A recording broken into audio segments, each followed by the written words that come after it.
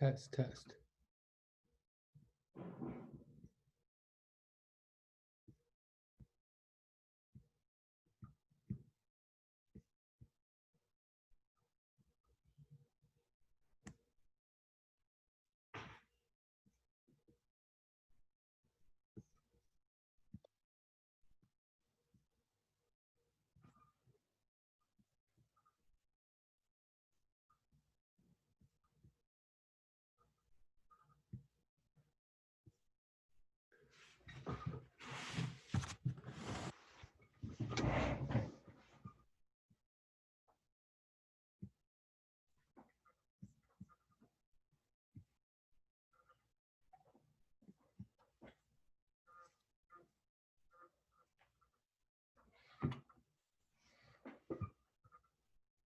Okay. So hello, hello. Can you hear me? Oh, maybe not. Maybe. Oh, yes. Okay, great, great. Thank you very much, Ms. Kitten. Thank you. Appreciate it. Okay. All right. Just to be clear, as you just start off my usual apology, I canceled class last Thursday, and then I told you to look out for a video that I would post, and I never posted it. There was nothing you could have done. I mean, well, you can always go back to the old playlist from this course from last summer, and you can always look at the next lecture from there if you're inclined. But I did not specifically put, and that could be helpful. But I failed. I'm just telling everybody. I'm just saying hello again. I did not see you guys last Thursday. I had to cancel class. I did nothing to compensate for that. Yet I did not mean to cause any anxiety or problems. There was nothing any of you could have done to compensate, and I apologize. We're just going to keep pressing on.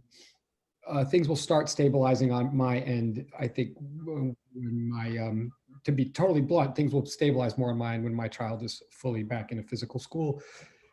Which I wish could happen for you guys. Pardon me for a second. Right, but that is beginning to happen for him, so it'll ease up a little bit on this side. So you're bearing with me while I try to juggle these things, and I appreciate that. But there's nothing that you could have or should have done in the meantime. Like when I fall behind, that's me falling behind, and you will not pay for it in material or in grades. Anyway, so where we are, so that's my apology. Again, just bear with me. Just keep doing wherever you are in the homework, whatever homework you. Oh, sorry. Wait. Oh, wait. Oh, well, absolutely. Hold on a second.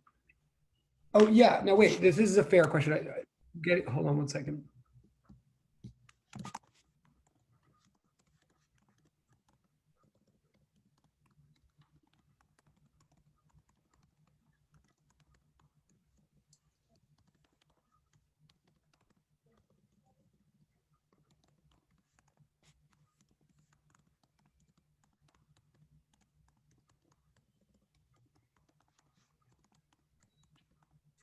Hold on one second, everybody. 1 second.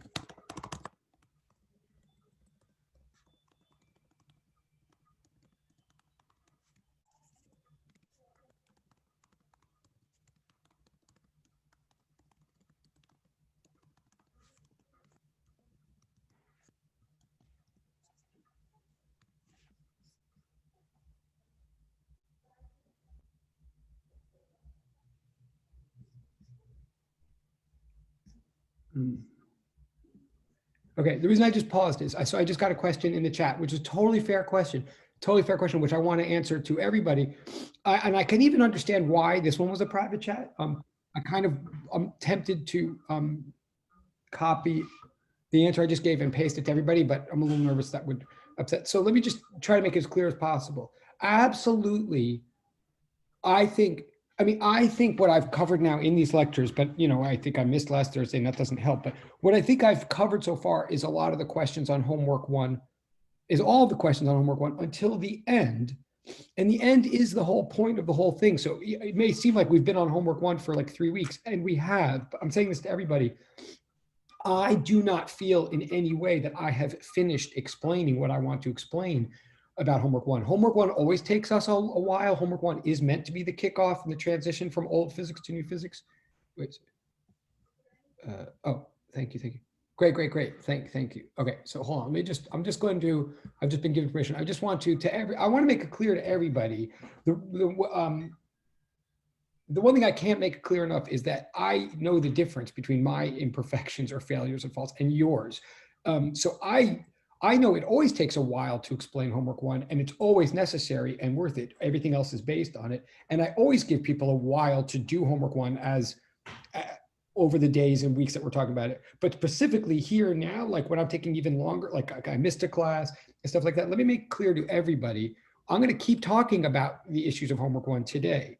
Of the last problem. The last problem is the key. There's a lot going on in the last problem. There's no way anybody, really anybody who, that very last question of homework one, even in a perfect year where there's no virus and I'm teaching perfectly and you're all learning perfectly, whatever, even in a perfect year, when I give that homework assignment on the first day, if within one day, if that night someone has done all of question 9, like no problem at all, like no problem, whatever the last question number is, honestly, they're either in a very, very exceptional case of physics talent and physics background, and like that's very exceptional, or they did a ton of research on the web that night and either really were good at understanding what they researched or copied it down somewhat carelessly. Like what I'm saying is there's no way anybody in good faith can really work through the very last question of homework one and get all the way to an answer and understand it perfectly without the class. Like, I mean, there is a way, but then there's no point in having classes or me being a teacher. I don't expect anybody, what I'm saying, not well at all.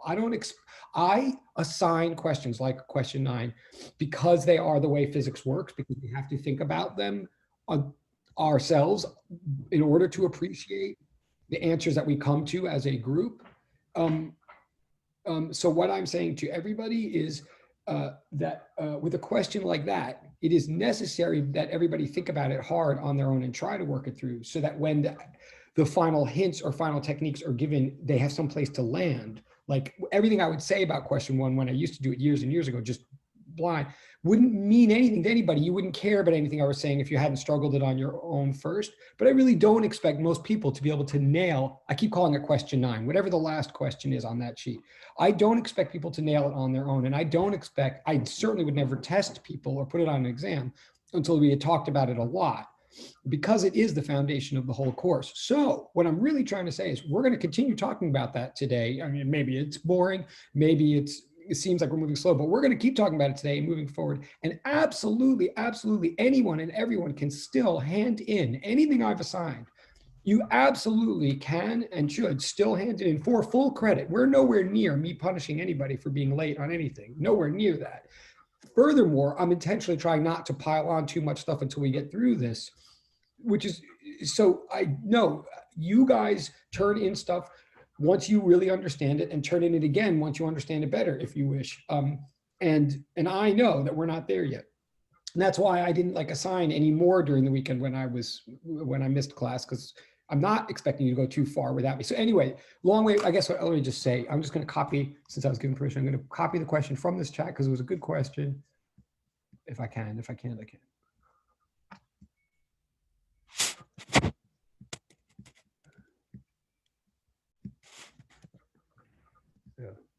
Yes. Okay. So this was the question that someone asked. Very, very fair, totally reasonable question. And I could see why they were respectful enough to ask it in private, because maybe I wouldn't find, maybe it is, blah, blah, blah. But then my answer, just to make it clear to everybody, especially if you join the class right now or something. Oh, did I just? Yes. So I think that's my answer. Right. Okay. So I will start again. I'm just going to blow my nose, but I'm going to go back to where we were. I'm going to pick up on the physics. Let me put this one last final way. We're doing a chapter in physics now. Like, I'm not making this up, of course. We are doing a topic that we ultimately is called simple harmonic oscillation. That's the topic we're doing. It happens to be chapter 16 or maybe 15, but I think 16 in the book. That's what we're doing. And we're doing a lot. It gets motivated by the very last question in the homework. Like, the motivation behind everything we're doing is wanting to know where something is when it's in the middle of oscillating back and forth like a mass on a spring.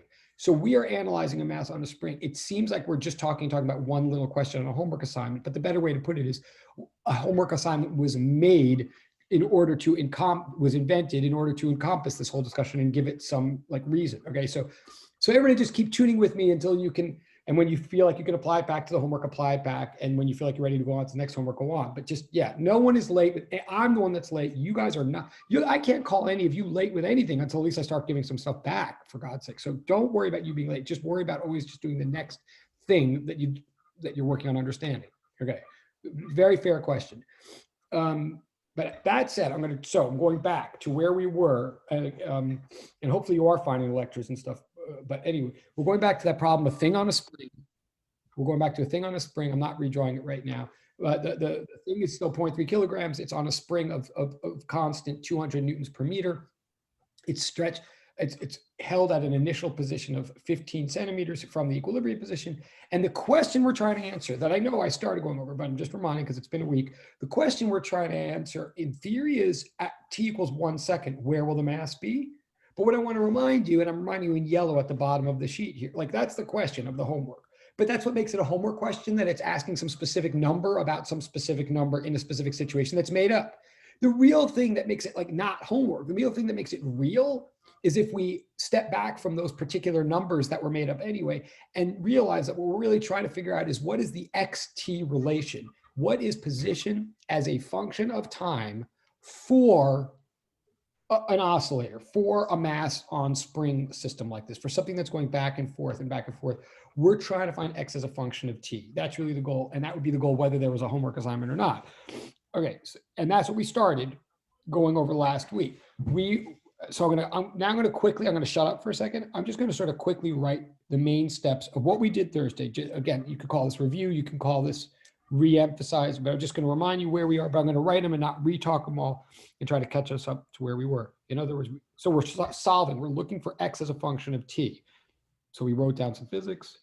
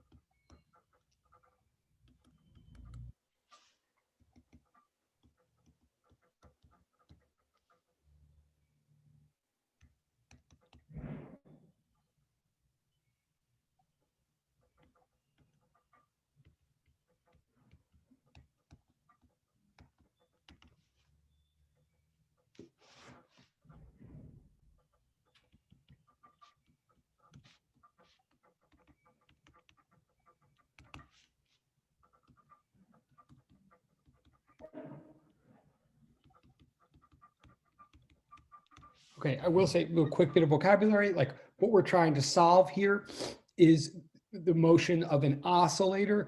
I'm right now for the first time formally, I'm calling the system an oscillator. To oscillate, everybody knows informally oscillate means to go back and forth. And I'm not going to say anything much more, it doesn't have to be much more formal than that in physics. Excuse me, as long as we recognize back and forth in physics could mean back and forth means of some numerical value, right? It could be position going back and forth, or it could be position going back and forth, or it could be position going back and forth. An oscillator is some kind of repeated, patterned, periodic motion, something that a pattern of motion that repeats itself cyclically. Okay, that's what oscillator means. We're going to find out that the kind of oscillator we have here is even a more specific, special kind of oscillator. But at the moment, what we know is that it's an oscillator. It's going back and forth, and we're trying to find x of t for it. And I said I wasn't going to talk, so I'm going to stop talking. You could tell me to turn back the page at any time, of course.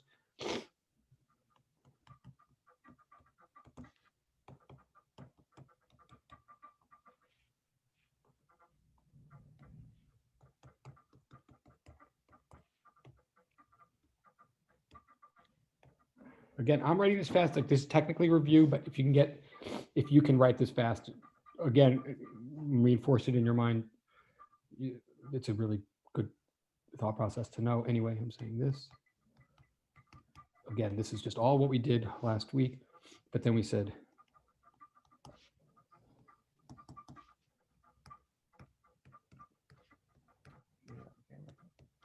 right? Like we're doing physics, then suddenly we stop in the middle of physics and say, oh yes, acceleration, instantaneous acceleration. by mathematical definition is second derivative of position with respect to time, right? That's what we said. So we substituted that in. That's what we did. Okay. Again, tell me if you want me to go back. But again, also, even though you've all written this down a couple of times, it is really good to write it again, just like I am. You know, it's a way of getting to know it without having to explicitly study it. Also to know how important it is in the course. But anyway, okay. So we have this so far.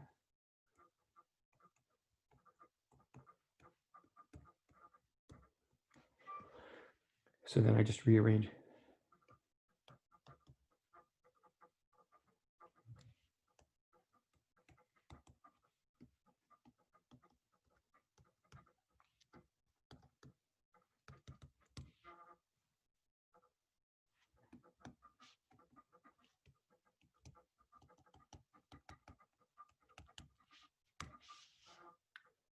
We have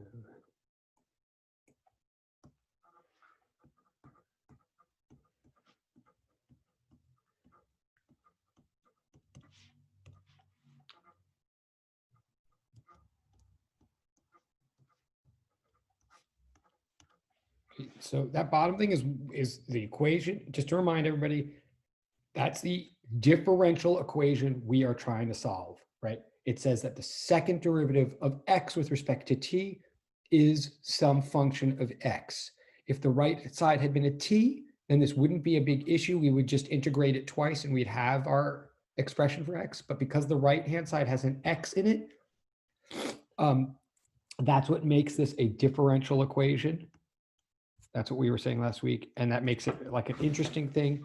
That means it cannot be directly solved by any direct algorithmic procedure. Like we have to play around until we have something we think is right, and then we can check whether it's right or wrong. Like that's the nature of the beast here. It's just like integrating rather than differentiating. With differentiating, you always know exactly how to do it if you can do it at all. With integrating, you don't even know if you're given a random integral, you don't even know for a fact whether it's doable. And even if it is doable, you have to play around to see how to do it and then check your answer anyway. So this is a differential equation, okay, that we were solving. Okay, excuse me, I'm just gonna blow my nose.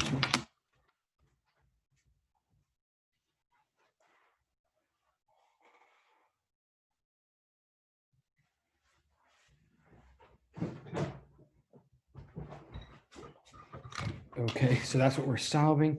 So then what we said, and this is where we put effort in last week. Again, I don't want to like redo everything. I'm just trying to do it quickly, but we want to solve x as a function of t. We need an x as a function of t that meets these requirements. What we literally did was we guessed we conjectured the shape of the function from lab data. And that's what physicists do. That's why physicists are physicists. They have lab data to build their math. And then of course they use their math on the lab data too. But we had lab data, so we pictured the kind of function that we thought x, well, anyway.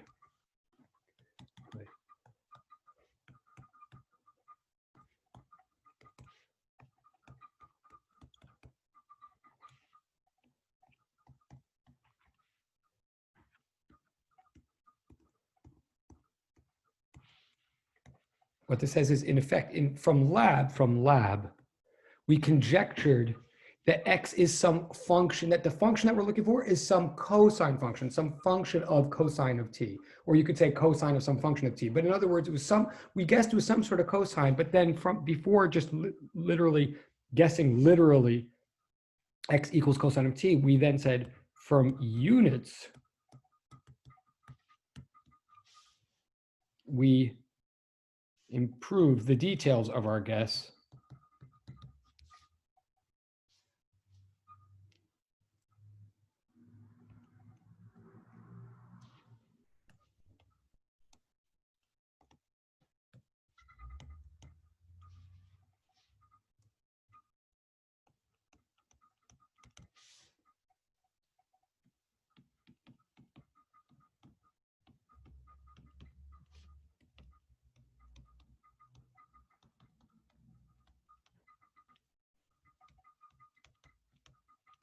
we included. In other words, from units, we decided, okay, there's gonna be some kind of cosine, but there's gonna be some constants in that cosine. There's gonna be, we made room for other quantities to be part of the function. We realized there's gonna be a quantity right before the t, and there's gonna be a quantity right before the cosine. And we knew that because the units mandated that. So we can include places for these quantities in our function, but we don't know exactly what the numbers are. So we make up names. We call them arbitrary constants, knowing that at the end of the day, we're going to have to solve for them. But thinking if we even know that they're there will help us do that. So we ultimately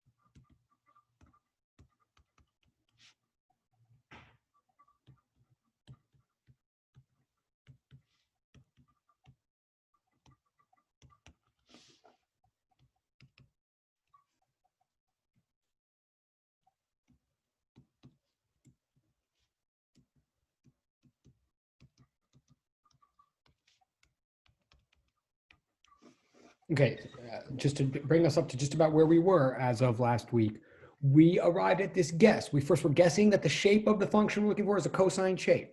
Then we guessed there's got to be, the cosine's got to be multiplied by things, and the argument of the cosine has to be multiplied by things because otherwise the units wouldn't work out. It's essentially that simple. But even by putting, so we could have called these two arbitrary constants anything we wanted. We could have called them A and B or something. But we knew a little bit about them, so we used that knowledge. Like the first one,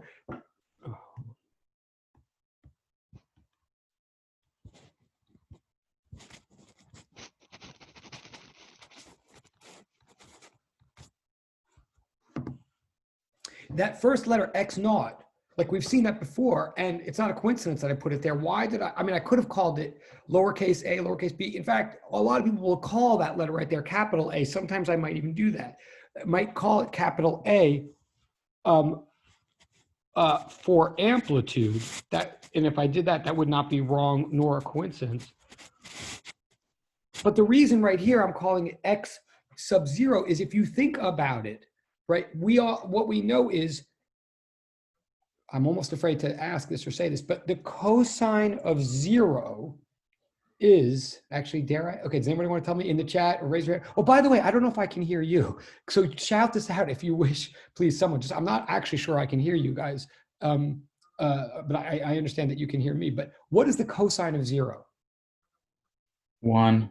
Thank you very much. That was awesome. Oh my God. That was so confident and so correct and sounded also so like, dude, give me a real question. It sounded like, okay, yes, no, totally. Cosine of 0 is 1. Yes. And I'm glad he knew that. And thank you and participated. And how does anybody ever remember? Either way I remembered is this, well, it doesn't matter how you remember it. The cosine of 0 is 1. And what's my point? My point is if we plugged in 0 for t, if we plug in 0 for t, the cosine of 0, Robert just told us, is 1. So this entire part of this function will become 1, right? So if we didn't put something before it, if we didn't put an arbitrary constant that I happen to have called x naught equals 0, then according to our expression, x would always equal 1. I'm sorry. Then the greatest the greatest displacement that the mass could ever be from equilibrium would be 1. In other words, x, when t equals 0, x equals whatever this function says. And if there's nothing multiplying the cosine, then the highest value we're ever going to get for x is 1. In other words, but if we multiply by x naught, right, at t, so in other words, at t equals 0, if you plug in 0 for t, then the cosine of that becomes 1. So at t equals 0, x is whatever that value of x naught is. That's why I called it x naught. That explanation probably didn't help, but whatever number is multiplied by the cosine is the initial position of the mass, which is also, if this system works the way we believe it does, if the system works the way we said for the first 8 questions of the sheet, what I'm trying to say is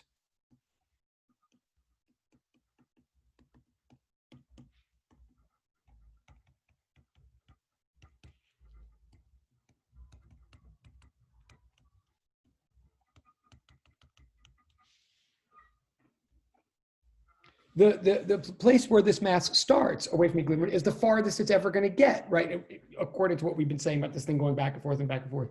So that initial position, you can also call the amplitude position, if amplitude means maximum displacement from equilibrium. They're one and the same. So some people call them capital A, some people call it X naught, but that's what necessarily would have to be there, just if cosines work the way we think they do. The omega that comes before the t also has to be there because of units, but I don't know as much about it. Like I can't quickly see as much about this omega. Again, I could have called it anything. It's just because I'm joining history and joining society that I'm calling it omega. Don't let that intimidate you. Like it could have been called anything.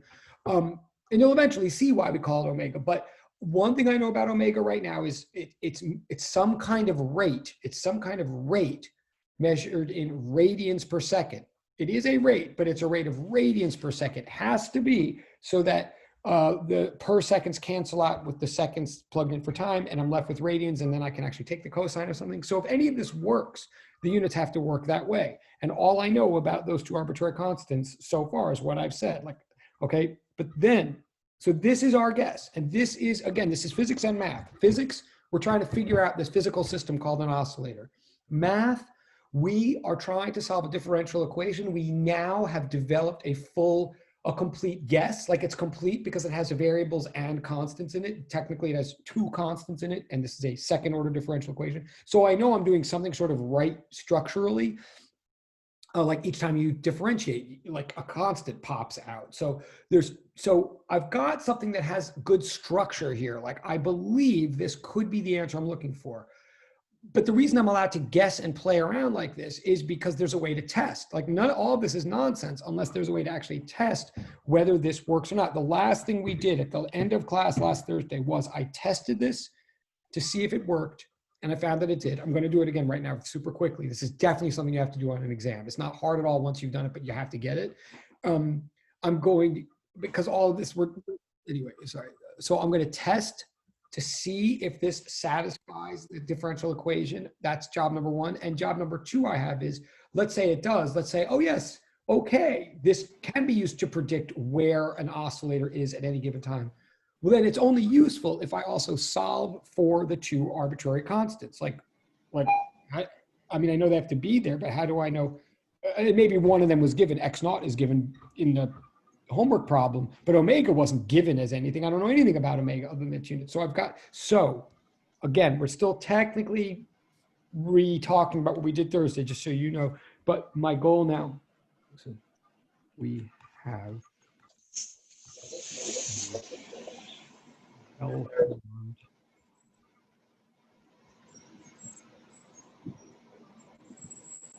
yes, I mean, technically you can call this a conjecture, but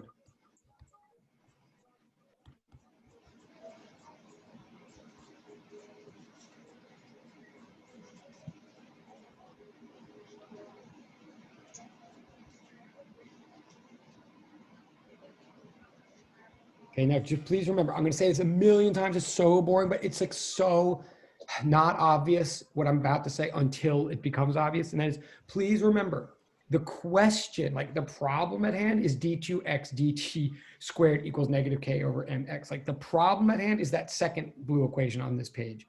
What we're looking for, what would be a solution, is some sort of x as a function of t. Like we're never going to get a number out of this, really. So it's easy to lose track of what's the question and what's the answer. Like what's the problem and what would be a solution? The problem is, what is some x that satisfies, that fits this statement about x's and t's? Okay, it has to fit that. It has to satisfy that differential equation for our solution to be correct. In other words, it has to be consistent with it. It can't contradict it. So our guess that we're guessing, again,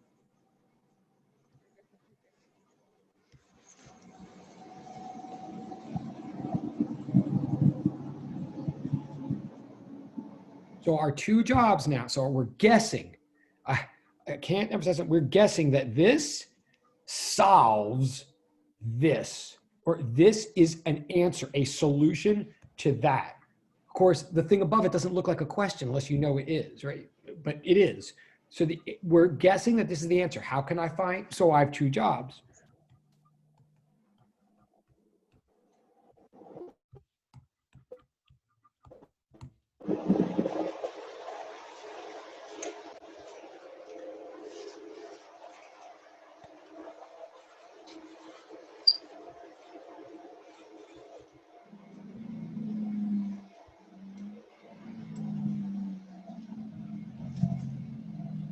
like, if this guess is correct, then we're good and we move on. If it's not correct, we have to try something else. Like, that's why this is actually science and not just like fantasy. But then two,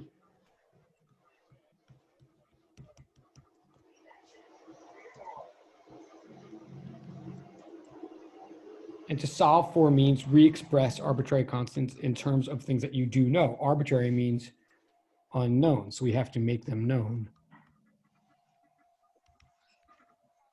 Okay, these are our two jobs. Again, technically we did this right at the end of last Thursday, but I want you to know that this is what we did. So now I do it. And this is really is everybody's job. Like, well, this is not the last time this is ever going to happen in this class with examples like this, but we are guessing. So we're guessing, we're checking, we're verifying whether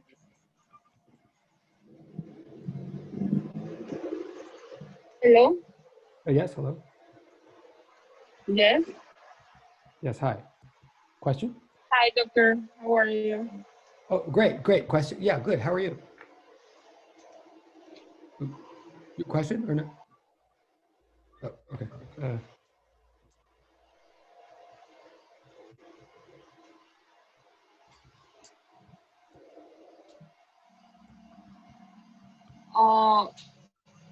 Like when I apply like when I put the cream inside, yes, the gel inside, yes, I feel better, but like the hematoma is still there. Yes, excuse me. Hold on a second. Yes, hello. Okay. Hi, what? No, I'm teaching the class. For now that I'm applying the gel, yes. I've been texting you guys and I'm gonna go. I know, go ahead. Okay. Okay, thank you. Bye.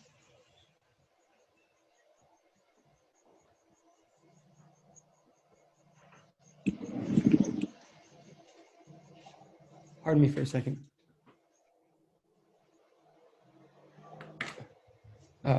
Sorry. Okay, so we're going to check by differentiating. So I'm going to differentiate what, not the original question, but I'm going to differentiate the function that we're guessing to see what happens when I take two derivatives of it. So I'll take one first. And it's a trigonometric derivative. So the derivative of cosine is negative sine, but it's cosine of something, so I have to do chain rule as well. So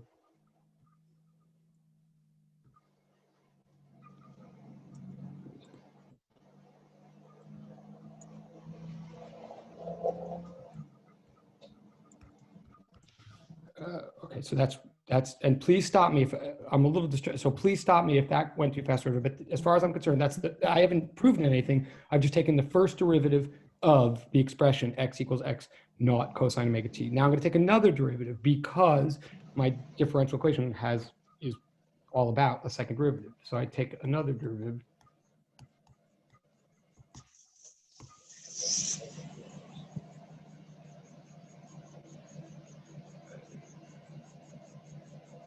And chain rule again, so the omega comes out again. That's why it's now omega squared. Like, I have to multiply my whole answer by omega again. But the derivative of, so the derivative of cosine was negative sine. Then the derivative of negative sine is negative cosine, right? Like, I don't change the negative sign the second time. That's sort of important. So this is what I have here. And we're just about now at the step where we were last time. What does this mean? What does this say? This is an expression for what happens when you take the second derivative of x with respect to t. But well, to make it easier to see it doesn't look like anything is going on. But first of all, remember multiplication is commutative. So I can just slightly rearrange this. And we always do this in physics. We try to arrange things so that they look nice to us, which means organized to us, which tends to mean putting all the variables together in one section and putting all the constants together in another. We like to separate our attention between the variables and the constants. But so all I did there was just switch the order of the omega. Oops, sorry. Switch the order of the omega and the x, but I did it to remind myself, and I know we did this last time, but to remind myself what's really easy for people to forget, especially on an exam, like it's very easy to get to this step and then just stop, like not know what to do with it. What's the point? The point is to remember that this expression right here was our original conjecture for x as a function of t, right? Our conjecture is x equals x naught cosine of omega t. What we just found is that if we differentiate that conjecture twice, we apparently get, according to us, what we get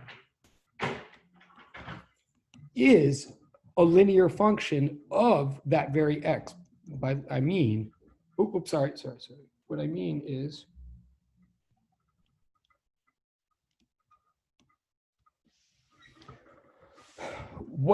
if you substitute x in for that x naught cosine omega t, and you can do that because that's what we're testing. We're testing x, an x that is equal to x naught cosine omega t. Well, if you substitute that in, then it seems that what we've gotten when we differentiate, and now, okay, this is where we were last, this is just about where we were at the end last Tuesday when we ended. So I'm sort of caught up to us now, and now I want to, this is like a big finding here. I'll try to say in a different way. I'm saying we just found that if we guess the function cosine omega t, and we differentiate that function twice, we take two derivatives, we get a function that looks like itself again. Like if we take x naught cosine omega t and differentiate it twice, we get x naught cosine omega t again. We get that x spat right back at us, only it spat back at us with a negative sign and with being multiplied by some constant we don't know, right? Like in this case, it's multiplied by a negative sign and multiplied, in fact, by the square of some constant we don't know. So it, again, can look intimidating and look like, what did we just prove? Like this is just new weirdness it could look like. But if you remember that omega is, it looks intimidating because it's Greek. It looks intimidating for two reasons. And I mean this, the omega really throws people off for a long time. Like if nothing else, if you want to know like what is Yaverbaum like babbling about for the first 4 weeks of this class, I'm actually trying to get everybody to feel comfortable with omega, because omega will be uncomfortable until it's comfortable. And what omega is right now, omega is just a number measured in radians per second. It's a number that we don't know. So because it's a Greek letter and because we don't know the number, it seems very elusive and mysterious. But remember, it's just a placeholder for a number that we know we don't know. When you square that placeholder, this is where I'm going. When you square it so that you have omega squared, all you have is the square of some number that you don't know, i.e. you still just have a number you don't know. Like it doesn't really matter that it's being called omega squared. It's just a freaking constant number multiplied by a negative sign, multiplied by our original function. Well, that's what we wanted to happen. The original issue of Hooke's law, the original differential equation, remember, I'll write a different, was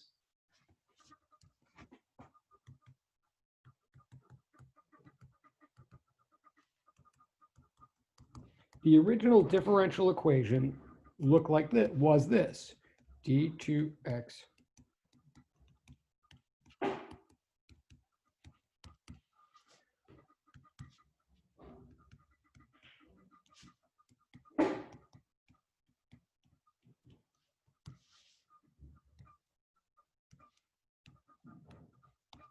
Now let's please everybody, even look, if you think this is hard or weird, I respect that, and please look carefully with me. If you think it's easy in a joke, I respect that too in a different way, but still, please look carefully with me. Like what I'm saying is we're trying to solve what you might call equation 1 right here. What we just got was what you might call equation 2 right here. It's very easy for those two things to look similar but different. It's very easy to think, oh, we got something like related, but like where are we? We went from K's and M's that I sort of understood to all of a sudden we have this like omega thing now, which I don't understand. What I'm saying is K was some number and it was divided by M, which was some other number. The whole thing in parentheses, that whole thing in parentheses is a constant. Call it whatever you will, relate it to physics materials in this mass spring system, or don't. Whatever it is, it's just some number that won't change throughout the expression. Similarly, this thing here is just some number. Like one of them is a number you don't know divided by another number you don't know maybe. The other one is a number you don't know squared. Who cares? Each one of them ends up just being a number. And note that that number is sandwiched directly between a negative sign and our original function. So that means we're very good. That means what our check actually worked. It means that in fact, what I'm really saying is in mathematical terms, what we got was the original equation. Even if it looks a little bit different, it looks different just in the same way that dy dx can look different from dx dt. But that's just a matter of names, a matter of what you call your variables, right? I mean, a derivative is a derivative is a derivative. Whether it's one set of variables or a different set of variables, and a constant is a constant and a constant. So, so this all means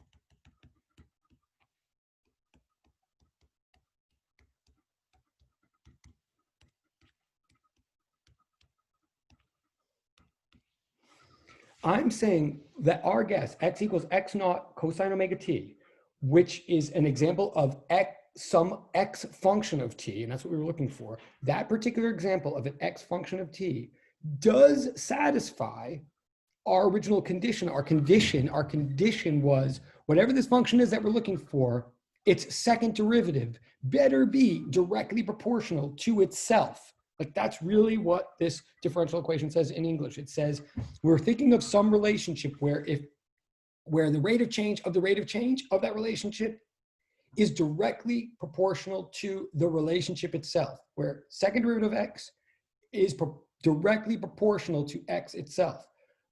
That is returns x itself just multiplied by some constant. Think about it. That's what you've always known cosines to do in the first place. Cosines are that thing. You take the derivative of cosine, you get negative sine. You take the derivative of negative sine, you get negative cosine. When you differentiate cosine twice, you get back itself multiplied by some constant. In the pure case, the constant is -1. That's what's happening here. Where a function, when it's differentiated twice, returns itself multiplied by some constant.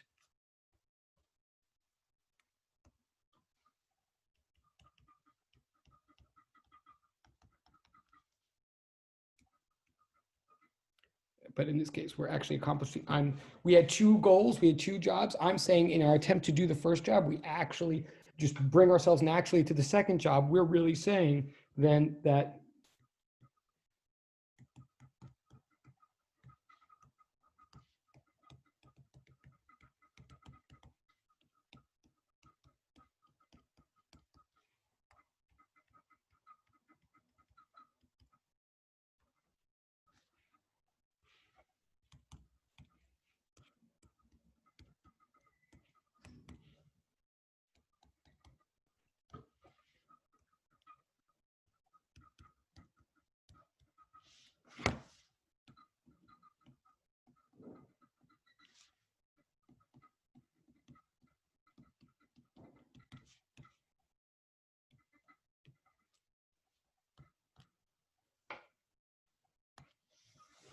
okay, one long story short or short story long, I'm saying, oh, our cosine guess that specifically had an x naught before it and an omega in the middle of it, our cosine guess does work. It is the answer that we're looking for. It is from now on the function that will describe how an oscillator moves in time. It works as long as, or put another way, if and only if, IFF, right? If and only if by omega squared, we mean k over m, or if by omega, we mean the square root of k over m. If if those are just two different ways of saying the same constant, right? Well, then, and there's no reason that they can't be. As long as they are, then the cosine solution is right. In other words, as long as, so I can really say, in other words,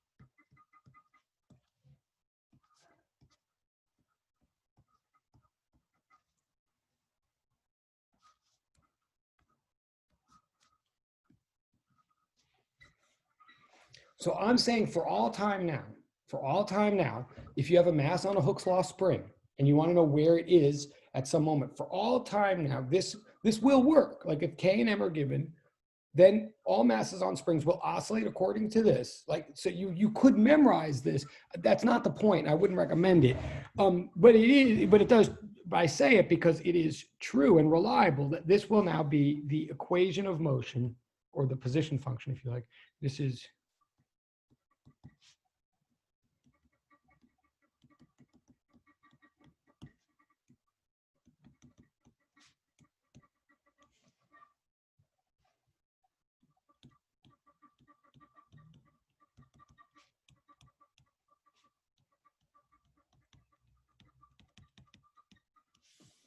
okay, an example of how to use this function. Now we're going to do a lot more than just like plug into this thing. And we did all this work not just to get one equation. Like, believe me, there's power in this. But in order to bring this full circle, in order to make it concrete, like the point of all of this originally was the question.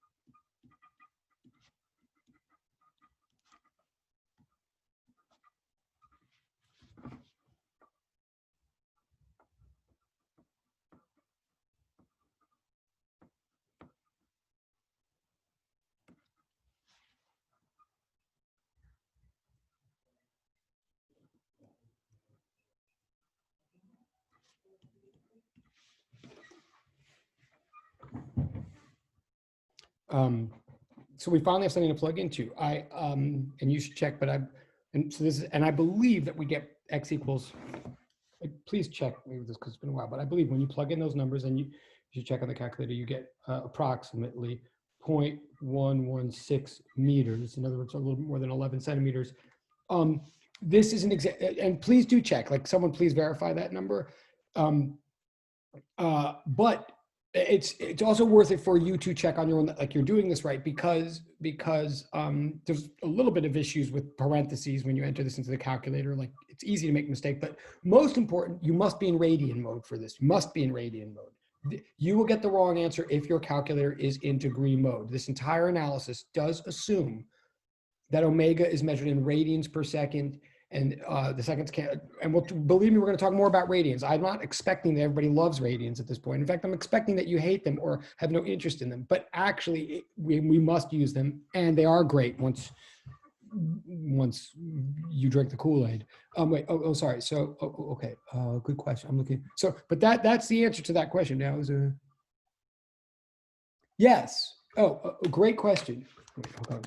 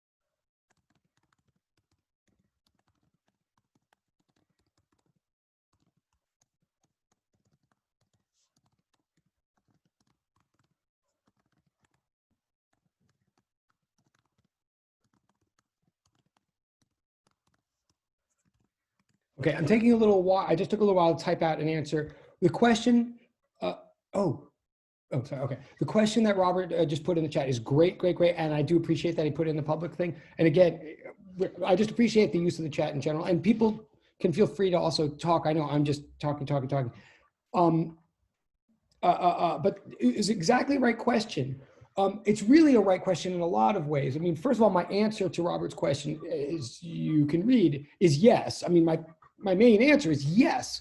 Like if you just walked into this problem for the first time, as everybody does for the first time at some point, like why cosine would ever come into anybody's mind? Like say people had some experience with these things, but not this, i.e. with differential equations, but had never, and this is very likely, like if there's a mathematician who's solved tons and tons of differential equations, who's taken the classes, and again, let me say to everybody that I'm not expecting or even wanting that of anybody in this room. Like I think most of those classes spoil these things anyway, but say there's a friend of mine who knows all this math and knows how to deal with differential equations, but doesn't care about physics, haven't done it in physics, so never like thought about this one. Totally possible, by the way. Not really, but sort of. If it's been a long time since he or she has thought about this particular case of a mass on a spring, so then I present them with the physics facts and I say, oh, here's the differential equation. Yes, as a mathematician, what would go through their mind is what Robert just asked. And I really do want to emphasize, it is nothing more than Robert just asked. Like what would go through their mind is, oh, I need a solution to that equation. Oh, I need something that when you differentiate it twice, you basically get back itself, but maybe like multiply by a negative or something. Oh, cosine does that. Let me try that. That is like totally, and there's no more, they could have 85 years of education. And it's not like they're going to know a better trick than that. Maybe a better trick, but there's not a better formula or procedure that I'm like not teaching you guys. It is guesswork that is based on that type of guess. However, I'm also adding to the answer that a physicist makes the guess by looking at the data in the lab. And that's why, in theory, our first lab for this class is that kind of lab, although, you know, how well we take the measurements even on 59th Street, you know, is an issue. And like how much it does for anybody in these simulations on Zoom is a major issue. But but the reasoning is that we would send a mass back and forth on a spring in a lab and plot where it is for a bunch of moments. And if you threw those data points on a graph of x versus t, they totally would make that cosine shape. And so even if you didn't know your math very well, you'd see that shape and then look it up. And like literally that is how it works. So yeah, okay, I could have just said yes, but great question. But again, why I'm excited that someone would ask that question is we are doing reverse engineering here. Like what the very thing that in a way people start to think that math and physics are, people think they're like very black and white, like follow the linear procedure. And if you know the procedure, you're set. Whether they think that, and sometimes people like that about math and physics and sometimes they don't. I'm saying no, real math and physics isn't that way, actually. You actually have to do like thinking and guessworks and checking back and moving back and forth. And so yes, this process that we just did to solve this differential equation is the actual process. Okay, good. So now we have an answer to that question, but what we really have is, so I'm moving on now, I think, okay.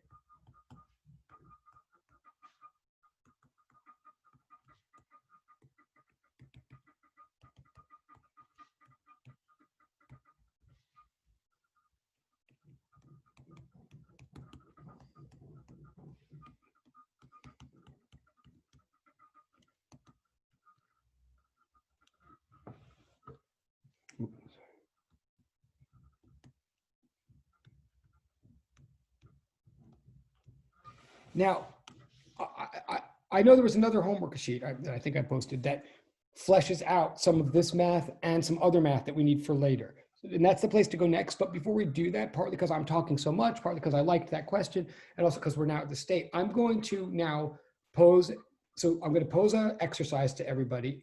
It's like pretend this is recitation or whatever. Just to make this clear, I'm going to give a simple exercise based on what we just did to sort of make sure we're all in the same place. It's sort of, you might say it's plug and chug. Like it is just a direct, I'm going to ask everybody to do an exercise that directly applies what we just did. But I'm doing it also to show you a point about what you'll discover. I'm going to put people, I know people have mixed feelings about the breakout rooms, but we're going to do the breakout rooms for a couple of minutes to try this exercise. And was it this class? Yeah, it was this class, right. So I don't think you'll freeze up in the breakout rooms here. You might argue that you need more time. But this, what I'm going to ask you, is literally a matter of like, go back in your notes and look at what we just did and see if you can apply it kind of thing. But before we do that, I have to go one step further.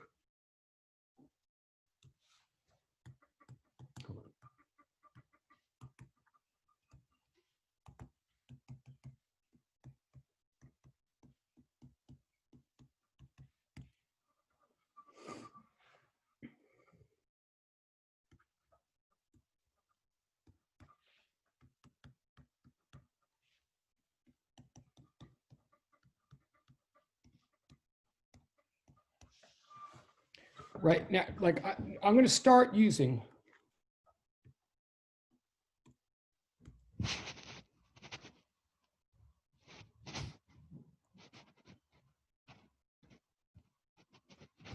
we now know really two things about oscillators. We know that the cosine function works as a good description of where an oscillator is at any given moment. It works. This is called a particular solution we found. I want to emphasize, by the way, that doesn't mean it's the only solution. It doesn't mean it's all the solutions. It means it's a solution that works. Like a way of predicting or describing what an oscillator is doing is to use the cosine function. There are other ways as well. But anyway, we now know that this way works. And we know that we can write it. We can from now on write it as x naught cosine omega t, as long as we're willing to understand that we're using omega as a shorthand for square root of k over m. Like I'm going to use them interchangeably now. That is almost a discovery that we just made, that term that goes before the t comes from physical descriptions of the system.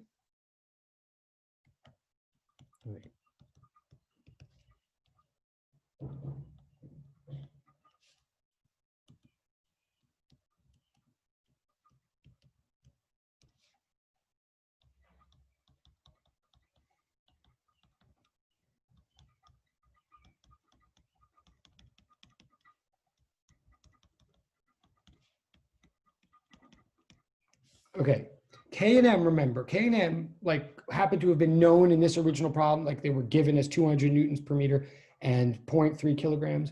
But whether you know the numbers or not, what they are descriptions of the physical system you're dealing with, right? Like we call K and M constant because they really are constant once you set this physical system in motion. They're not constant from one physical system to the next, but they're constant throughout time once one of these systems is operating, right? Like the spring doesn't change its stiffness and the mass doesn't change itself while the mass is going back and forth. So because their constancy isn't just derived from mathematics, their constancy comes from the fact that they are material properties of the system. In other words, these are physical things. They have units and all of that. So that kind of parameter, that kind of constant, a constant that is a material property of the system is called a parameter.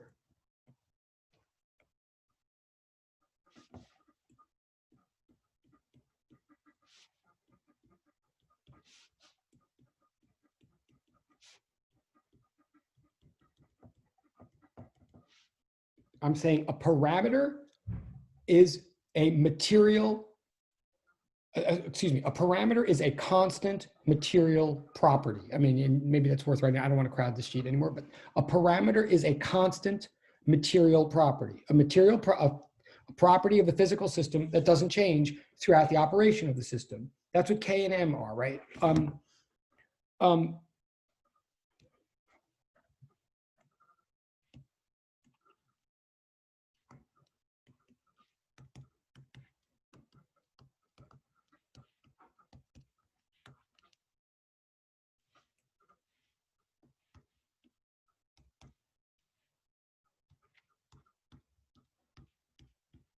Now let's look carefully for a second. K and M were given originally, but then this omega thing popped up. Like omega is the new term that's flying around and what's going on here. Omega only came up because units necessitated that it come up. And units, therefore, were the only thing we knew about it at first. Whatever omega was, well, we knew it was a constant. We knew it was some number that was going to be measured in radians per second. Okay, now it turns out whenever I use those brackets, I'm referring to units relationships. So the units of omega we knew were radians per second. That's all we know. or nu originally. But that right there means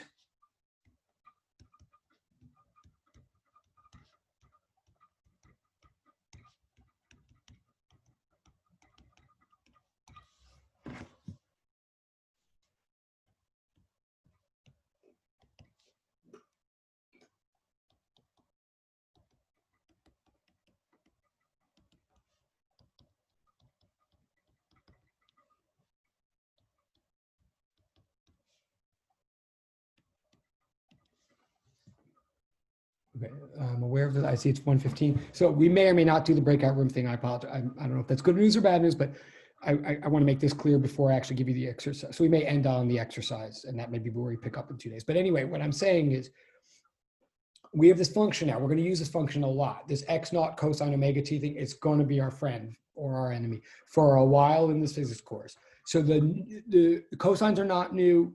X naught is not new, t is not new. Omega is the new thing, so I'm focusing on the omega. Like, what's the deal with the omega? It seems to have come from nowhere. It did come from nowhere. It was originally just a name for a placeholder. We just knew something had to go in that place that would be measured in radians per second. Now, radians per second tells us right away that it's some kind of rate. Like, it's the rate at which radians get accumulated per unit time. Now, it's some kind of rate, like velocity is a rate. It's not velocity, because velocity is the rate at which we traverse meters per unit time, right? Like, velocity is something actually moving through space, like, say, in a line or in some kind of trajectory through space. That's meters per second. What we have here is radians per second. So unfortunately, that means we have to like deal with radians. You may think you like radians less than degrees, but let's start with that. A radian is something that's like a degree, right? That means it measures angles. So what is a rate of like traversing through angles per second? And where are angles coming in to this mass on spring system? Like, part of the reason that omega bothers people, and part of the reason is because the one thing we know about it is that it's in radians per second. And even if you say in your mind, okay, fine, radians are something about angles that I never liked. Where are angles coming in? You might well ask. There are no angles as such for something that's going, excuse me.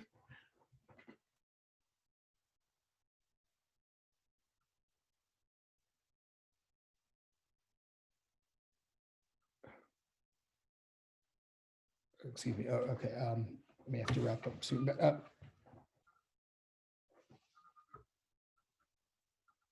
excuse me. 1 second.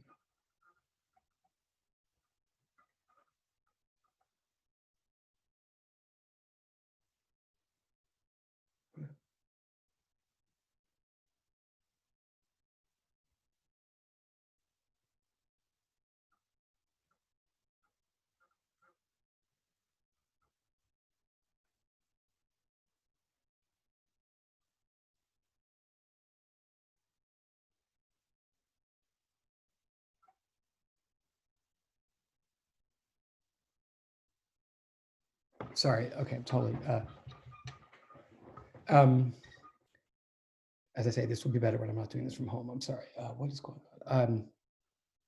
Yes. Okay. Omega is a rate of radians per second, but that sounds like it's a rate of angles per second. And what the heck does that mean?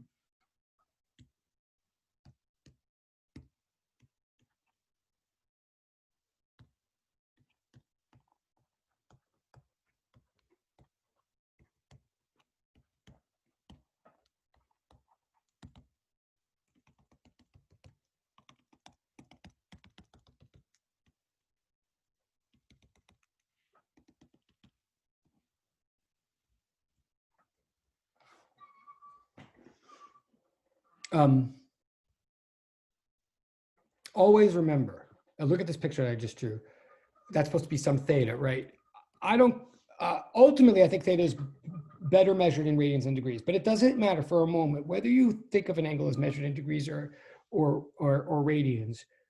What this picture is trying to say is an angle, first and foremost, is a section of a circle. That is what an angle is, however you measure it. Like it, just like feet and yards are two different ways to measure a unit of distance, a unit of space. an angle is not just an amount of space, right? An angle is not how far one thing is from another. An angle is how far you've progressed throughout some circle, right? Like for example, everybody knows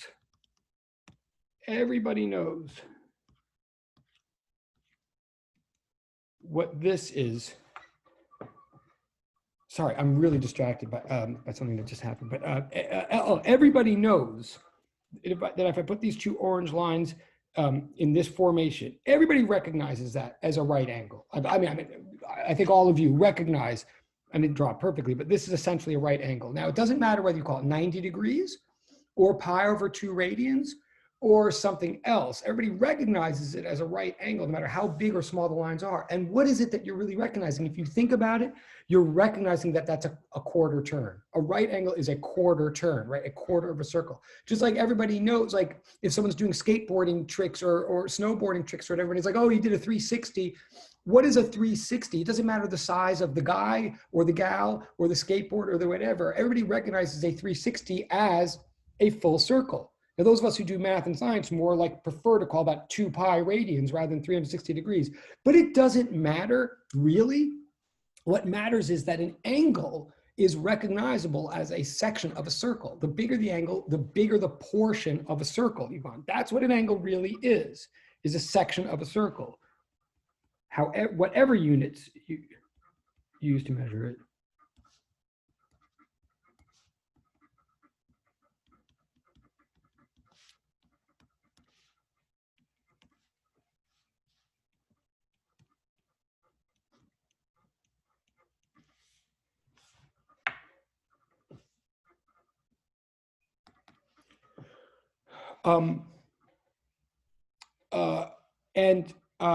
And one full trip around a whole circle. Oh, well, sorry. Strictly speaking, an angle is a portion of a circle by definition.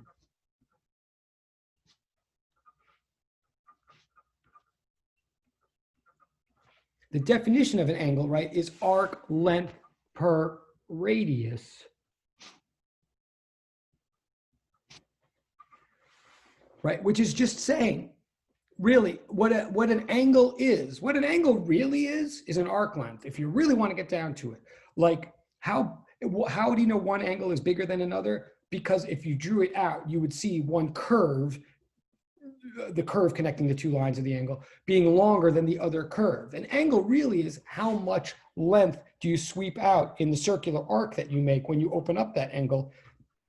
Angle really is arc length. The bigger the arc length, the bigger the angle, as long as you're cutting all arcs from the same circle. And that's what happens when you divide by r in this definition. We're really just saying, we're dividing by r to say, look, you can only make this comparison like for a given radius. In other words, of course, this arc length is bigger than this arc length because it's cut out of a bigger circle. But that's not what we're talking about. We're talking about per circle. So anyway, the definition of angle is arc length over radius.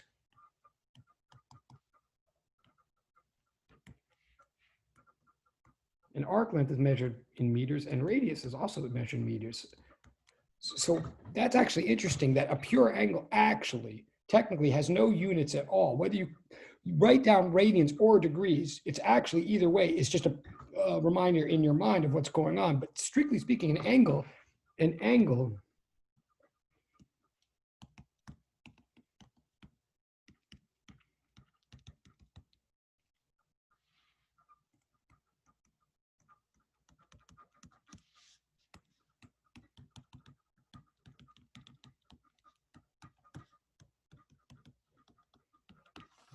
angle is really a pure ratio. Ratio is a fraction.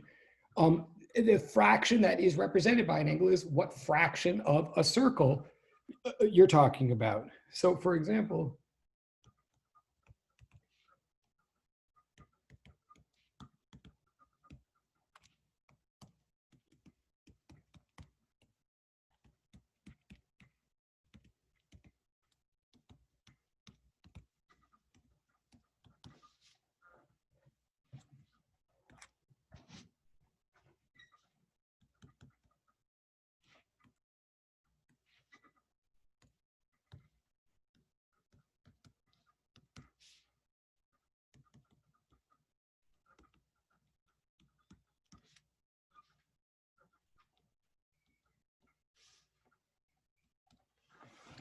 so if you go around a full circle, that means the full circumference of a circle. Well, we know the circumference of a circle. We know the circumference of a circle is 2 pi r. So if you go around a full circle whose radius is 1, then you've gone around an angle of 2 pi radians. Say you go around a full circle whose radius is 2. Well, then it'd be 2 pi times 2 in the top and 2 in the bottom. The 2's will cancel out just like the 1's just canceled out. 2 pi radians means going around a full circle, no matter what the size of the circle is.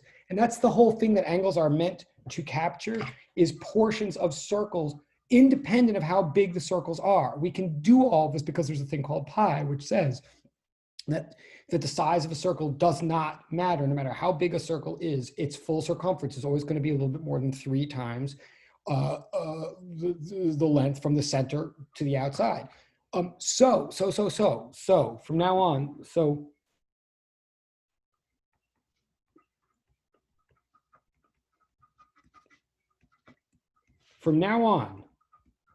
whenever you think 360, I'm going to ask you instead to try to quickly convert in your mind to get in the habit of, instead of thinking 360s as the one angle that everybody really knows, a 360 is full around, think 2 pi radians. The circumference of a circle is always 2 pi radians. All the 360, everybody's used to 360 because somebody decided to divide up a circle into 360 small parts, just like somebody decided to divide a foot into 12 small parts called inches. And I'm not saying it was an insane decision, but it was an arbitrary decision. There's no magic. God did not say that all circles have to be divided into 360 parts. There's some convenience in doing that, but not total convenience and not total rationality. Instead of thinking of a full circle as 360 degrees, I'm asking you to think of it as 2 pi radians. And why am I, I'm just checking the time. Okay, and I know we're just about out of time, but why am I saying all of this? Why am I saying all of this? If from now on, well, I go one step further, and yes, we're not going to do the breakout room thing today, I apologize. But if 2 pi radians is a full circle, if angles from now on are thought of as portions of circles, and a full circle is 2 pi radians, right? So like, just to be clear, like a full circle is called what you used to call 360 degrees, but what I'm calling 2 pi radians. A half circle, in other words, say just a half circle is pi radians. A quarter circle, what you might call 90 degrees, is pi over 2 radians, etc. Now, and again, I know to a lot of people, 90 degrees sounds more logical than pi over 2 radians. But honestly, what I have to tell you is there's nothing logical about 90 at all. It is just what you learned first in 2nd grade. So you remember it more strongly, so it seems more reasonable. The reason, by the way, to divide a circle, let me, so why am I saying all this, especially with time running out? Sorry. Because then,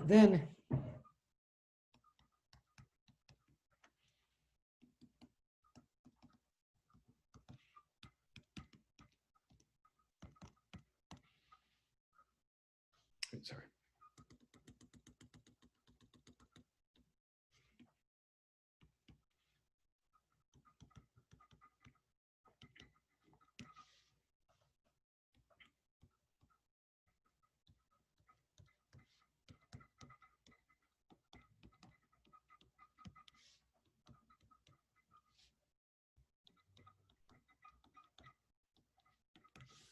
The conclusion of all this, the reason I'm now, all of a sudden radians came in, all of a sudden there's an omega in our cosine thing. What is the omega? And omega equals square root of k over m.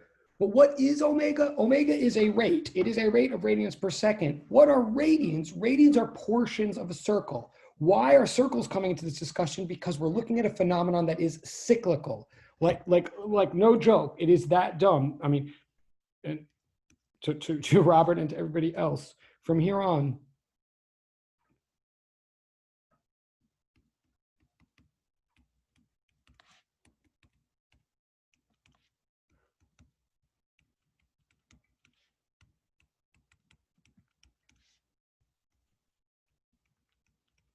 what we're really saying here is we've got a motion that goes back and forth and back and forth. It literally does, the mass does go back and forth on a line. It doesn't turn, it doesn't go right or left, it doesn't bend. There's no angles at all in this mass's motion. It goes back and forth on one axis, but it does so cyclically, periodically. It oscillates. It makes round trips. It continually returns to its point of origin. So it's cyclical motion. And what physicists and mathematicians do is whenever they have a cyclical phenomenon, they take all the benefits of circles and graph the math onto that. Like we graph circles onto the situation because we know how circles work. In other words, anything that's cyclical, we treat as circular, not in space, but in behavior. In other words, if you're measuring radians per time, if you're saying how many radians per second this mass covers, what you're really asking is how many portions, you're really measuring the rate at which it cycles back and forth. A radian is not a whole cycle, but a portion of a cycle. Let's be really specific, and this is where we're going to end. I know it's one thing. Like specifically, I'm saying there's 2 pi radians to a circle, right? 2 pi is an exact and crazy interesting number, but to get a sense of what we're talking about in physics, if we're in the lab, you can never see pi in the lab. You're always going to, anyway, 2 pi approximately equals 6, right? 6.28, blah, blah, but it's basically 6.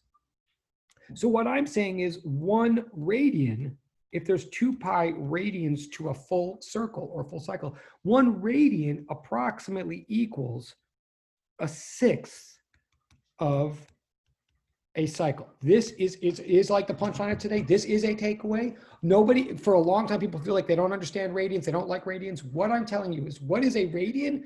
Well, if you did a conversion on your calculator, you'd find a radian is a little bit less than 60 degrees. Like if you might remember, it's a little bit less than 60 degrees, but what is that? What's the significance? It's not exactly 60. So why is it? What a radian is approximately a 1/6 of a cycle. It just happens to be a 1/6. It could have been something else, but it's about a 1/6 because 2 pi is about 6. 1 radian, approximately 57 degrees, is approximately a 1/6 of a cycle. So when we measure something in radians per second, we're saying how many cycles per second it does, only we're just off by factor 6. In other words, and this is, wait, what time is it? Yes, this is literally, just to summarize all this, and then we're going to pick up this. In other words,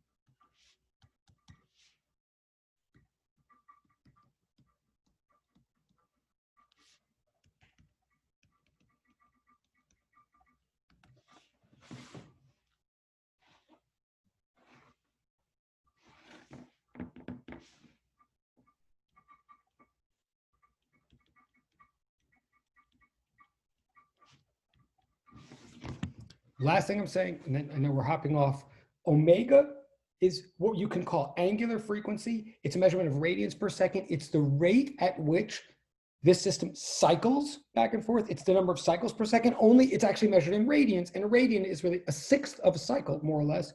So angular frequency is what the math pops out, but it's a little hard to picture.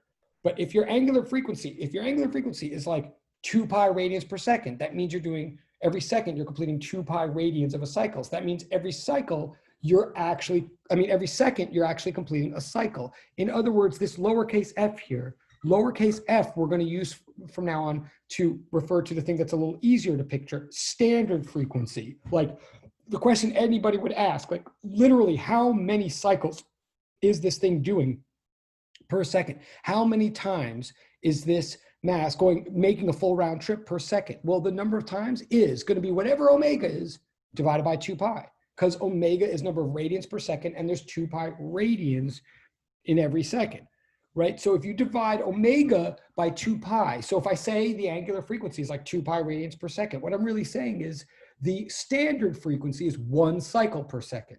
And lastly, I swear this is the last thing I'm saying. Lastly, if you flip that, so frequent, omega measures in radians per second. F measures in cycles per second. And if you flip F,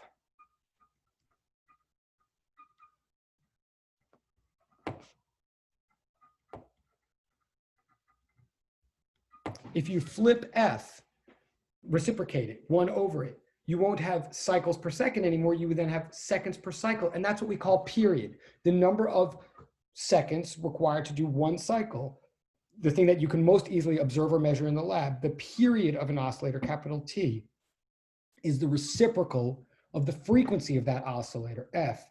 And the frequency comes from omega divided by 2 pi. That may be a lot, or it may clarify, or may not, I don't know. We're going to end, I'm going to hop off. You don't have any new homework or anything. Just catch up where you are. We're going to keep talking about this Thursday, IOU stuff. I hope this is sort of clarifying, but there's nothing more that you can do besides maybe try to make sense of this and go back and see if it helps the other. Okay, I'm going to hop off.